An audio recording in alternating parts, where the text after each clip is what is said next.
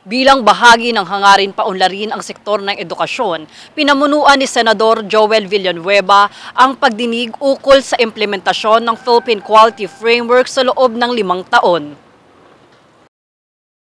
Mula sa pagdinig, kwinestyon ni Villanueva kung ano na nga ba ang nagawa ng Philippine Qualifications Framework o PQF Act at ang kahalagahan ng lifelong learning, pati na rin ang gamit nito sa non-formal and informal learning. Dahil dito, pinaliwanag naman ng Department of Education na ang basic education ay hindi sapat para tumugma sa batayan ng PQF levels.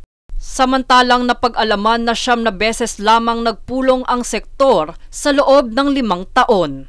Yung basic na to meet, yan, lagi naming binabanggit yan. No? So, nakaka-9 pa lang. Ayon naman sa World Bank, ang pagkakagawa ng PQF ay alinsunod sa kanilang direktibo na gumawa ng konsehong magpapalakas ng mga manggagawa na maging produktibong miyembro ng lipunan.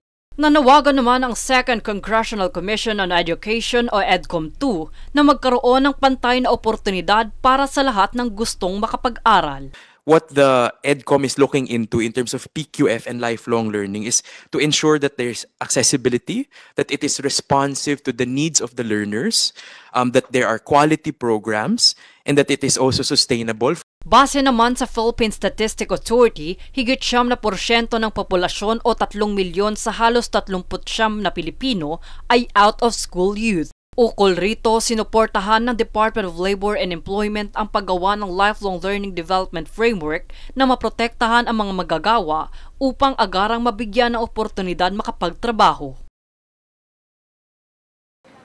Jade Buhoy, nag-uulat para sa One Media Network.